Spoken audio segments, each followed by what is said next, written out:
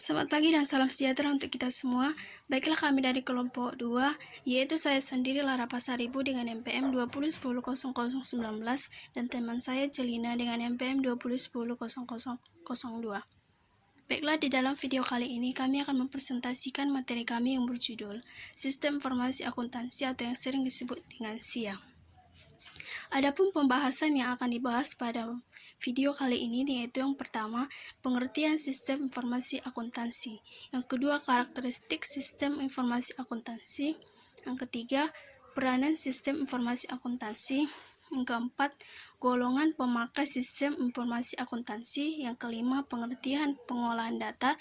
Yang keenam, contoh sistem informasi akuntansi. Dan yang terakhir yaitu peranan sistem informasi akuntansi dalam pemecahan masalah. Baiklah, kita masuk pada pembahasan yang pertama, yaitu pengertian sistem informasi atau SIA. Sistem informasi akuntansi adalah suatu sistem dalam sebuah organisasi yang bertanggung jawab untuk penyiapan informasi yang diperoleh dari pengumpulan dan pengolahan data transaksi yang berguna bagi semua pemakai, baik di dalam maupun di luar perusahaan. Sistem informasi akuntansi juga dapat diartikan sebagai kumpulan kegiatan-kegiatan dari organisasi yang bertanggung jawab untuk menyediakan informasi keuangan dan informasi yang didapatkan dari transaksi data untuk tujuan pelaporan informasi maupun eksternal perusahaan. Sistem informasi akuntansi menyiapkan informasi bagi manajemen dengan melaksanakan operasi-operasi tertentu atas semua data sumber yang diterimanya dan juga mempengaruhi hubungan organisasi perusahaan dengan lingkungan sekitarnya. Informasi akuntansi yang dihasilkan oleh SIA dibedakan menjadi dua seperti yang terdapat juga pada PowerPoint yang telah kami share, yaitu yang pertama, informasi akuntansi keuangan. Informasi yang berbentuk laporan keuangan yang ditujukan pada pihak eksternal, dan yang kedua, informasi akuntansi manajemen, informasi yang berguna bagi manajemen dalam pengambilan keputusan. Unsur-unsur yang dapat mempengaruhi penerapan SIA dalam perusahaan yaitu yang pertama, analisa perilaku, yang kedua, metode kuantitatif, dan yang ketiga, komputer. Analisa perilaku. Setiap sistem yang tertuang dalam kertas tidak akan efektif dalam penerapannya, kecuali seorang akuntan dapat mengetahui kebutuhan akan orang-orang yang terlibat dalam sistem tersebut. Yang kedua, metode kuantitatif. Dalam menyusun informasi, seorang akuntan harus menggunakan metode ini untuk meningkatkan efektivitas nilai dari informasi tersebut.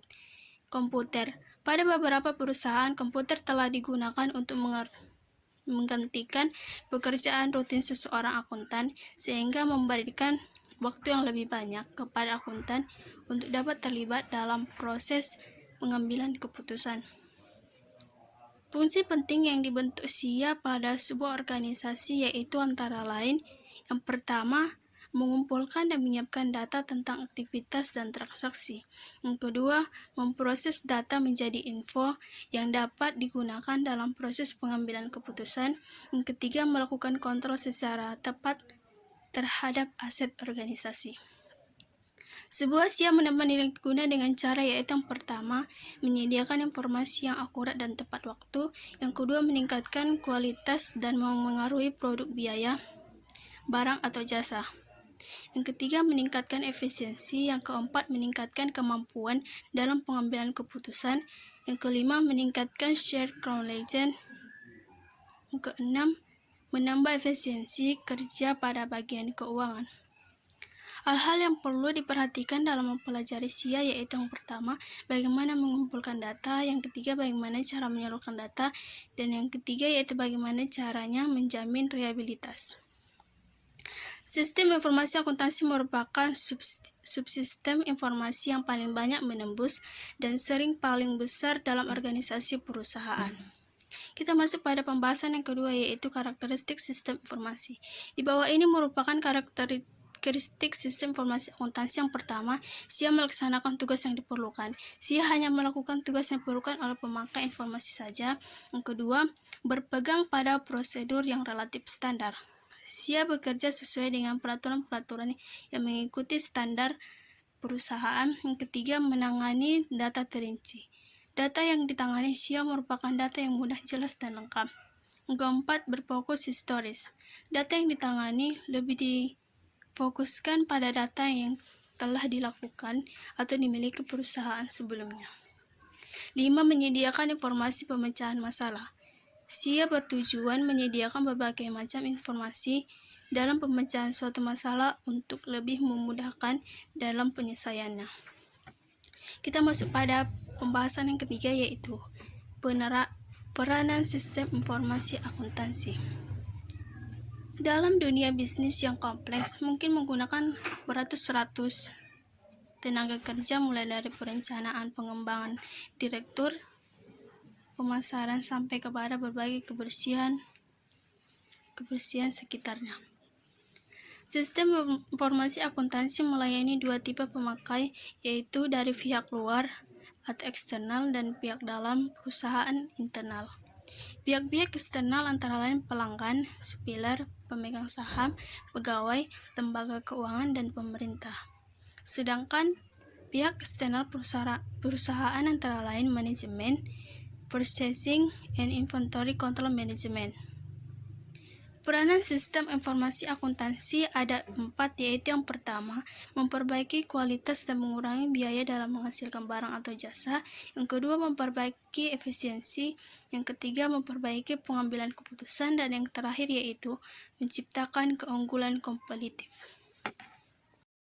Assalamualaikum warahmatullahi wabarakatuh. Perkenalkan, nama saya Selina, MPM 20100002. Di sini saya akan melanjutkan presentasi teman saya. Di pembahasan ini saya akan membahas mengenai golongan pemakai sistem informasi akuntansi. Golongan pemakai sistem informasi akuntansi digolongkan menjadi dua bagian. Yang pertama, pemakai informasi internal. Pemakai informasi internal berasal dari dalam perusahaan dan dapat digolongkan menjadi beberapa bagian. Yang pertama, manajemen. Yang kedua, purchasing management. Yang ketiga, inventory controlling management. Yang keempat, production management. Yang kelima, personal management. Dan keenam, financial management. Bagian golongan kedua yaitu pemakai sistem informasi eksternal. Pemakai sistem informasi eksternal berasal dari luar perusahaan dan dapat digolongkan menjadi beberapa bagian.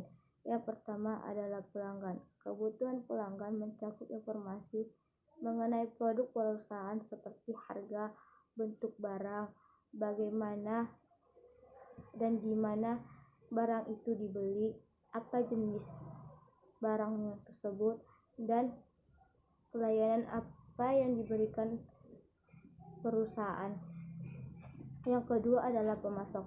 Apabila perusahaan melakukan pembelian secara kredit, maka pemasok akan meminta informasi mengenai tingkat kepercayaan atau reliability, jumlah kredit yang telah diperoleh, dan kemampuan eligibility untuk membayar kembali. 3. Para pemegang saham. Mereka ingin menilai pelaksanaan yang telah berlaku dan memperkirakan pelaksanaan yang akan datang. Penyediaan laporan tahunan atau annual report untuk para pemegang saham disebut sebagai fungsi pelayanan atau stewardship function, dan secara tradisional merupakan tanggung jawab sistem informasi akuntansi. Yang keempat, para karyawan. Karyawan yang berkepentingan terhadap informasi umum seperti tingkat upah rata-rata, tunjangan, laba perusahaan, tingkat kesempatan kerja, dan produktivitas lainnya. Yang selanjutnya, para pemberi pinjaman. Lembaga-lembaga keuangan yang meminjamkan dana sangat berkepentingan atas faktor-faktor seperti reputasi atau nama baik dan kemampuan manajemen perusahaan, kemampuan untuk memenuhi kewajiban keuangan, dan prospek atau keberhasilan pada masa depan. Yang selanjutnya adalah instansi pemerintah. Kantor pelayanan pajak berkepentingan terhadap informasi mengenai laba perusahaan dan jumlah pajak terutang oleh perusahaan kepada pemerintah atau negara. Pembahasan kelima yaitu pengelolaan data. Sistem informasi melakukan 4 tugas pengelolaan data, yaitu pengumpulan data. Sistem pengelolaan data mengumpulkan data yang menjelaskan setiap transaksi internal perusahaan dan transaksi lingkungan perusahaan. Yang kedua, manipulasi data. Operasi manipulasi data meliputi pengklasifikasian, pengurutan, perhitungan, perikhtisaran, dan yang ketiga, penyimpanan data. Setiap transaksi dilakukan oleh beberapa elemen data. Seluruh data disimpan dalam suatu database. Yang keempat, penyiapan dokumen. Sistem informasi akuntansi menghasilkan output yang dipicu dalam 2 cara. Yang pertama, oleh cara tindakan, output yang dihasilkan jika sesuatu terjadi, dan yang kedua, oleh jadwal waktu, output yang dihasilkan pada suatu saat tertentu, atau output tersebut dalam bentuk dokumen kertas. Pembahasan keenam adalah contoh sistem informasi akuntansi.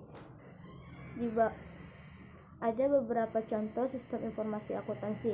Yang pertama, sistem yang digunakan oleh perusahaan-perusahaan distribusi, perusahaan yang mendistribusikan produk dan jasa kepada pelanggan.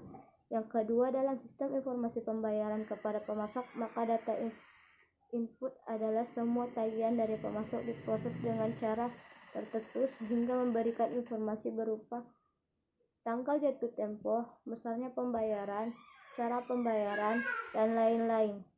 Yang ketiga, bagian pemasaran, pertimbangan untuk berkenalan jenis produk baru, dan jajaran produksi perusahaan. Untuk itu, bagian tersebut meminta laporan analisa perkiraan keuntungan yang dapat diperoleh dari usulan produk baru tersebut. Yang keempat, bagian sistem informasi akuntansi memproyeksi perkiraan biaya dan perkiraan pendapatan yang berhubungan dengan produk tersebut. Kemudian, data yang diperoleh diproses oleh EDP. Setelah diproses, hasilnya dikembalikan ke bagian CA atau sistem informasi akuntansi untuk kemudian diberikan ke bagian perusahaan.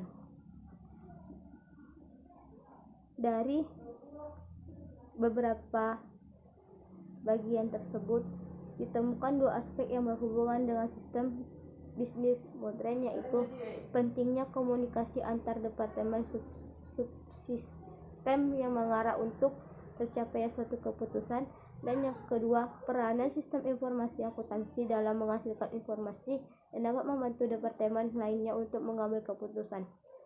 Yang ketujuh, yaitu peranan sistem informasi akuntansi dalam pemecahan masalah. Ada beberapa, karena perusahaan data ditandai oleh volume data yang besar dibandingkan informasi, tampaknya sistem informasi akuntansi sedikit berkontribusi pada pemecahan masalah. Hal ini menyesatkan karena 2 alasan. Alasan pertama yaitu sistem informasi akuntansi menghasilkan beberapa output informasi dalam bentuk laporan akuntansi dasar. Laporan ini sangat berharga dalam area keuangan dan pada tingkat manajemen puncak. Alasan kedua yaitu sistem informasi akuntansi menyediakan database yang kaya dapat digunakan dalam pemecahan masalah. Database menyediakan banyak input bagi subsistem komputer based information system atau yang disingkat CBSIS lain, terutama SIM dan DSS, sedikit bagi sistem berbasis pengetahuan. Pengolahan data merupakan dasar bagi sistem-sistem pemecahan masalah yang lain. Langkah pertama dalam menyediakan dukungan komputer. Mungkin hanya itu yang dapat saya sampaikan dalam video ini. Kurang lebihnya saya mohon maaf. Saya tutup dengan salam. Wassalamualaikum warahmatullahi wabarakatuh.